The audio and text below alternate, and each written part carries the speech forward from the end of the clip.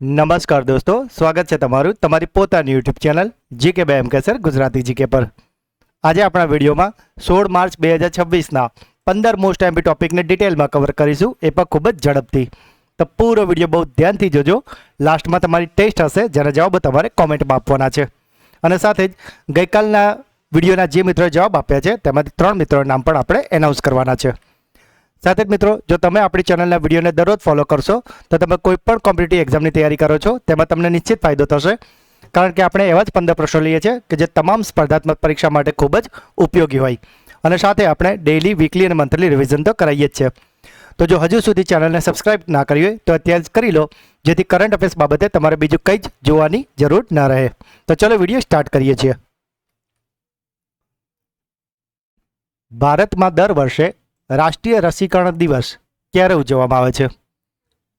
એટલે મિત્રો, આજે વેક્સિનેશન દિવસ છે તે ઉજવવામાં આવે છે 16 માર્ચના રોજ.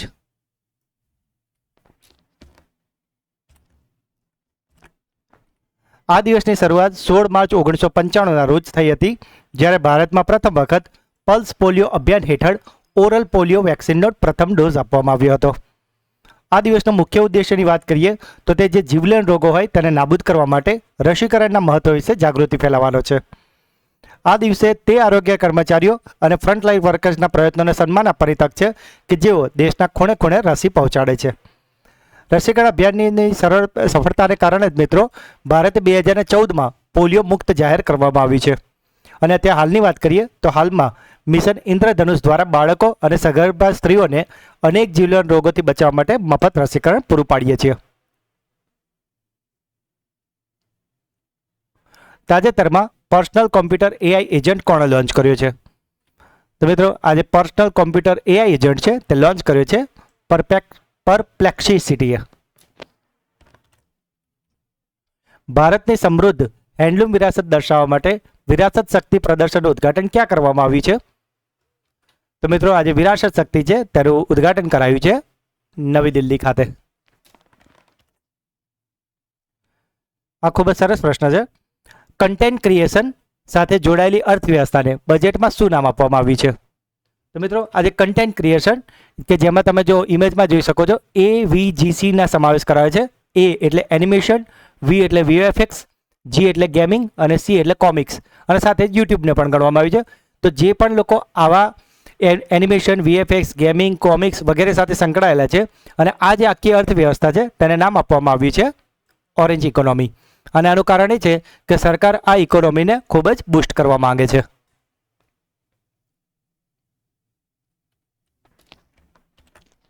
સુપ્રીમ કોર્ટે ઓબીસી ક્રિમિનલ સર્ટી નક્કી કરવા માટે કયા એકમાત્ર આધારને માનવાનો ઇનકાર કર્યો છે? તો મિત્રો, આજે એકમાત્ર આધારથી ખાલી ઓબીસી ક્રિમિનલ નક્કી કરાતું હતું એને માનવાનો ઇનકાર કરાયો છે, અને એ છે માતા પિતાની આવક. મિત્રો, જો હજુ સુધી વિડીયોને લાઇક ના કરી હોય તો અત્યારે જ કરી લેજો. સાથે જ મિત્રો, ફેબ્રુઆરી મહિનાનું મંથલી કરંટ અફેર્સ વિડીયો કે જેમાં આપણે મોસ્ટ એમપી 200 પ્રશ્નો કરાવ્યા છે, તે વિડીયોની લિંક પર તમને આ જ વિડીયોના ડિસ્ક્રિપ્શનમાં તમને મળી જશે. તો જો હજુ સુધી તમે તે ના જોઈ હોય તો તેને જોઈ લેજો, જેથી કરીને ફેબ્રુઆરીના મંથલી કરંટ અફેર્સ બાબતે તમારે બીજું કોઈ જોવાની જરૂર ના પડે. મોરેશિયસના 58મા રાષ્ટ્રીય દિવસની ઉજવણીમાં ભારતીય નૌકાદળનું કયું જહાજ સામેલ થયું છે? તો મિત્રો, આ જે જહાજ સામેલ થયું છે તેનું નામ છે INS ત્રિકંદ.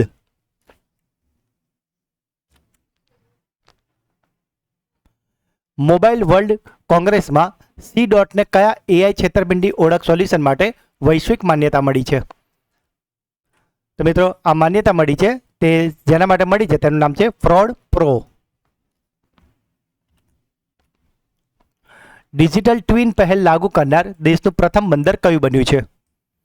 તો મિત્રો, આજે ડિજિટલ ટ્વિન પહેલ છે તેને લાગુ કરનાર પ્રથમ બંદર બની ગયું છે BO ચિદમ્બરનાર બંદર. ભારતનો પ્રથમ માઇક્રો એલ્ગી આધારિત પ્યુરિફાયર ટાવર ક્યાં સ્થાપિત થયો છે? તો મિત્રો, આજે માઇક્રો એલ્ગી પ્યુરિફાયર ટાવર છે તે લાગુ થયો છે નવી દિલ્હી ખાતે.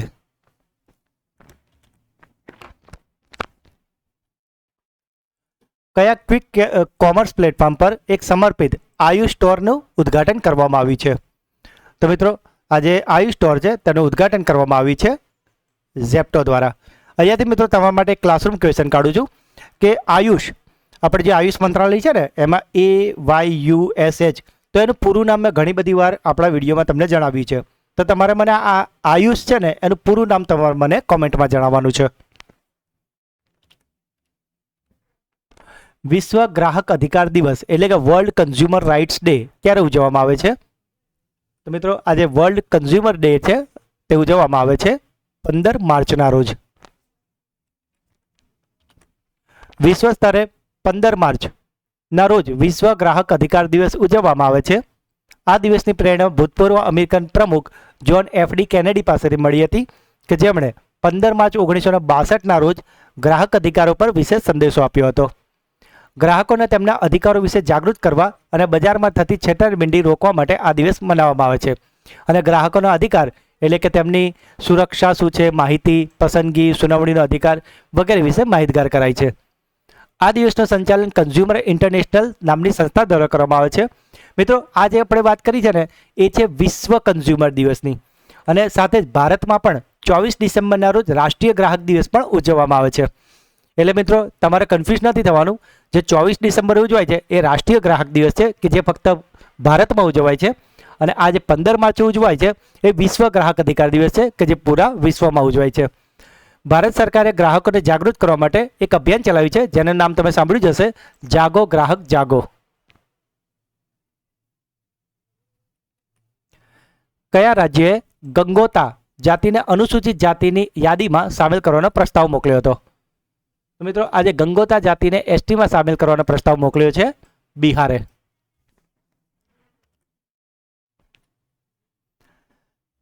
તાજેતરમાં જીઆઈ ટેગ ધરાવતા જોહા ચોખાની નિકાસ કયા રાજ્યમાંથી કરવામાં આવે છે?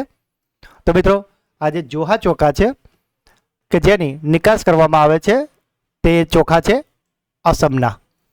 મિત્રો આમ તો જીઆઈ ટેગ તમે ઘણીવાર વાંચતા હશો ને એના વિશે તમને ફૂલ ફોર્મ પર ખબર જ હશે, પણ તેમ છતાં તમારા ક્લાસરૂમ ક્વેશ્ચન એનાથી ટાંકું છું કે જીઆઈ ટેગ એનું પૂરું નામ શું છે અને જે પણ પ્રોડક્ટને જીઆઈ ટેગ મળે છે તે કેટલા વર્ષ માટે મળે છે?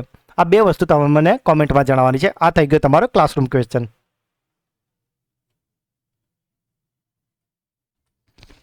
સમૃદ્ધ ગ્રામ ડિજિટલ સેવાનો શુભારંભ ક્યાં કરવામાં આવ્યો છે?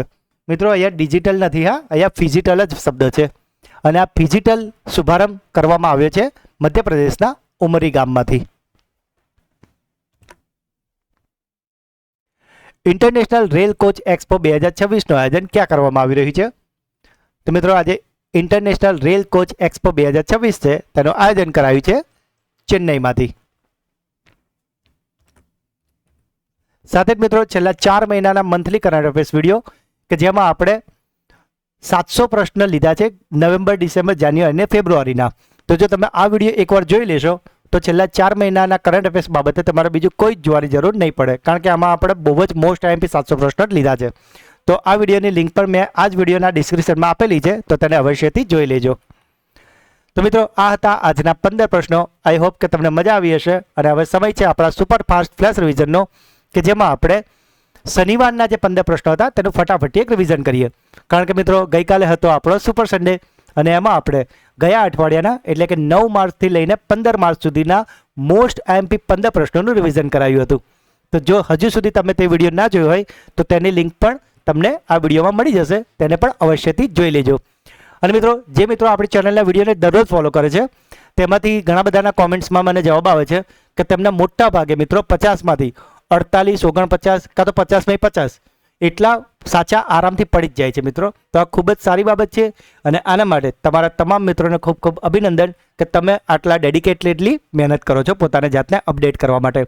અને જે તમારે 1-2 ખોટા પણ પડે છે એની પણ કોઈ ચિંતા ના કરો, કારણ કે જે આવડી ગયા છે એ તો તમને આવડી જ ગયા છે, પણ જે 1-2 ખોટા પણ પડ્યા હશે ને, પણ જો એ જ પ્રશ્ન પરીક્ષામાં આવશે ને તો તરત તમને યાદ આવશે કે આ સુપર સન્ડે ક્લાસમાં મેં આનો જવાબ આ કીધો હતો, પણ પછી એમ કે સરે સાચો જવાબ આ કીધો હતો. તો ખોટું પડ્યું હોય ને અને પછી કોઈ આપણો કરેક્શન કરે ને એ જવાબ તો એમ પણ લાંબો સમય સુધી યાદ રહી જાય. તો મિત્રો તમારા તમામ મિત્રોને ખૂબ ખૂબ થેન્ક યુ, અભિનંદન, ધન્યવાદ કે તમે આટલા ડેડિકેટેડલી તમે પોતાની જાતને અપડેટ કરો છો અને આટલા ઉત્સાહથી તમે કોમેન્ટમાં જવાબો આપો છો. તો આપણે શનિવારનું રિવિઝન ફટાફટી કરી લઈએ, બરાબર? પાઈ દિવસ દર વર્ષે કઈ તારીખે ઉજવવામાં આવે છે? તો મિત્રો પાઈ દિવસ ઉજવવામાં આવે છે 14 માર્ચના રોજ. પાઈની કિંમત છે 3.14 અથવા તો 22.27. એર ક્વોલિટી ઇન્ડેક્સ અને તળાવના સ્વાસ્થ્યનું નિરીક્ષણ કરવા માટે લેક એન્ડ એર વોચ પહેલ કયા રાજ્યે શરૂ કરી છે? તો મિત્રો આજે લેક એન્ડ એર વોચ પહેલ છે તે શરૂ કરી છે ગુજરાતે. તો મિત્રો ચલો અહીંથી એક ક્લાસરૂમ ક્વેશ્ચન તમારું પૂછી લઉં, કારણ કે આની શરૂઆત છે ને ગુજરાતના અમદાવાદથી કરાઈ છે. તો અમદાવાદમાં જે કાંકરિયામાં જે લેક આવેલું છે ને એ કોણે બંધાવ્યું છે અને કઈ સાલમાં બંધાવ્યું છે? એનો જવાબ તમે મને કોમેન્ટમાં આપજો. ઠીક છે. કયા દેશની સંસદે વંશ પરંપરાગત સાંસદો હટાવવાના બિલને મંજૂરી આપી છે? તો મિત્રો આ વંશ પરંપરાગત સાંસદો હટાવવાની મંજૂરી અપાઈ છે બ્રિટનના સંસદે. ચર્ચામાં રહેલું પુસ્તક ધ ગ્રેટ સેક્શન હેક ના લેખક કોણ છે? તો મિત્રો આના લેખક છે ઉર્જિત પટેલ. વિશ્વની પ્રથમ એક્વસ એન્જિયોગ્રાફી સાથે મિનિમલ ઇન્ટેન્સિવ ગ્લુકોમા સર્જરી ક્યાં સફળતાપૂર્વક કરવામાં આવી છે? તો મિત્રો આ કરાઈ છે દિલ્હીના army hospital research and referral ખાતેથી. કયા દેશે સત્તાવાર રીતે ફીફા વર્લ્ડ કપ 2027માંથી પોતાનું નામ પાછું ખેંચી લીધું છે? તો આ પાછું નામ ખેંચ્યું છે ઈરાને. ભારતની પ્રથમ ક્વીર મહિલા સાંસદ કોણ બન્યા છે? તો આ ક્વીર સાંસદ બની ગયા છે મેનકા ગુરુસ્વામી. કયા રાજ્યની પાન મેથી એટલે કે કસ્તુરી મેથીને છોડની વિવિધતા અને ખેડૂતોના અધિકારોના રક્ષણ એટલે કે પેટર્ન પ્રાપ્ત થયું છે? તો મિત્રો આ છે પાન મેથી રાજસ્થાનની. તાજેતરમાં શૈલેષ કુમારે World Para Athletic Grand Prix 2026માં કયો મેડલ જીત્યો છે? તો શૈલેષ કુમારે જીતી લીધું છે ગોલ્ડ મેડલ. બીસીસીઆઈ દ્વારા CK Naidu life time achievement award પુરુષ વર્ગ માટે કોને એનાયત કરવામાં આવ્યા છે? તો મિત્રો આ એવોર્ડ અપાયો છે રાહુલ દ્રવિડને. યુનિક આઇડેન્ટિફિકેશન ઓથોરિટી ઓફ ઇન્ડિયાએ આધારની સુરક્ષાને મજબૂત કરવા માટે કયો કાર્યક્રમ શરૂ કર્યો છે? તો મિત્રો આ કાર્યક્રમનું નામ છે બગ બાઉન્ટી. અને મિત્રો તમને ખબર જ હશે કે UIDAIના શુભંકરનું નામ છે ઉદય. બીસીસીઆઈના પ્રતિષ્ઠિત Polly Umrigar award cricketer of the યરથી કોને સન્માનિત કરવામાં આવે છે? તો આ સન્માન અપાયું છે શુભમન ગિલને. 99.93 સાક્ષરતા સાથે લદ્દાખ પછી દેશનો બીજો સંપૂર્ણ સાક્ષર કેન્દ્ર શાસિત પ્રદેશ કયો બન્યો છે? તો આ બીજો કેન્દ્ર શાસિત પ્રદેશ બન્યો છે ચંદીગઢ. તો મિત્રો જો કેન્દ્ર શાસિત પ્રદેશનું પૂછે તો એમાં ચંદીગઢનો બીજો નંબર છે. પણ ગઈકાલના વિડીયોમાં આપણે તમને બતાવ્યું હતું કે જો કેન્દ્ર શાસિત અને રાજ્ય બધું ભેગું ગણીએ તો ચંદીગઢનો 6થો નંબર આવે છે. તો તમારે મને જે આગળના 5 છે એના નામ જાણે. જો એક નામ તો ઓલરેડી અહીંયા આવી જ ગયું છે 5માંથી. જો ટોટલ 6 થઈ ગયા છે બરાબર. એમાં ચંદીગઢ આવી ગયું ને લદ્દાખ આવી ગયું, 2 આવી ગયું. તો હજુ બીજા 4 રહ્યા છે જેના નામ આપણે તમને શનિવારના પીરિયડમાં કીધા હતા. તો તમારે 4 રાજ્યો કયા છે જે પૂર્ણ સાક્ષર બની ગયા છે? તો તે નામ તમારે મને કોમેન્ટમાં જણાવવા છે. આ તમારો આજનો છેલ્લો ક્લાસરૂમ ક્વેશ્ચન હતો. ઇન્ડિયન ઓર્કિડ ફેસ્ટિવલ 2026નું આયોજન ક્યાં કરવામાં આવ્યું છે? તો મિત્રો આ આયોજન કરાયું છે પેક્યોંગ સિક્કિમ ખાતેથી. અને છેલ્લો સવાલ હતો ચીનને છોડીને અમેરિકામાં કોટન ઉત્પાદનનો સૌથી મોટો નિકાસકાર દેશ કયો બન્યો છે? તો આ દેશ બની ગયો છે આપણો પ્રાઉડ ભારત. તો મિત્રો આ હતા શનિવારના 15 પ્રશ્નો કે જેનું અત્યારે તો આપણે ખૂબ ફટાફટ રિવિઝન કરી લીધું છે. પણ શનિવારના પીરિયડમાં આપણે આને ખૂબ જ ડિટેલમાં સારી રીતે અને એક્સ્ટ્રા માહિતી સાથે ડિટેલમાં કવર કરાયા છે. તો જો હજુ સુધી તમે તે વિડીયો ના જોયો હોય તો અત્યારે જ જોઈ લેજો. અને સાથે જ મિત્રો હવે સમય છે તમારી બ્રેન બુસ્ટર ટેસ્ટનો કે જેમાં અત્યારે જે 15 પ્રશ્નો ચલાયા તેમાંથી 3 પ્રશ્નો પૂછવામાં આવશે જેના જવાબ તમારે મને કોમેન્ટમાં આપવાના છે. પરંતુ એ પહેલાં ગઈકાલના વિડીયોમાંથી જે મિત્રોએ જવાબ આપ્યા છે તેમાંથી 3 મિત્રોના નામ અત્યારે એનાઉન્સ કરવાના છે મિત્રો. તો એ 3 મિત્રોના નામ છે પ્રહલાદ મહેતા, હેતલ ચૌહાણ અને મીઠા પ્રા રીટા. તો આ 3 મિત્રોને ખૂબ અભિનંદન કે જેઓ દરરોજ આપણી ચેનલના વિડીયોને જુએ તો છે જ, સાથે ક્લાસરૂમ ક્વેશ્ચન અને બ્રેન બુસ્ટર ક્વિઝના જવાબો પણ દરરોજથી ડિટેલમાં આપે છે. તો મિત્રો તમે પણ જો ચેનલ પર પહેલી વાર આવ્યા હોય તો આ જે બ્રેન બુસ્ટર ક્વિઝ છે અને ક્લાસરૂમ ક્વેશ્ચન છે તેના જવાબો અવશ્યથી આપજો. બની શકે કે આવતીકાલના વિડીયોમાં તમારું નામ પણ એનાઉન્સ થઈ જાય. તો મિત્રો આનો પહેલો પ્રશ્ન છે ભારતમાં દર વર્ષે રાષ્ટ્રીય રસીકરણ દિવસ ક્યારે ઉજવવામાં આવે છે?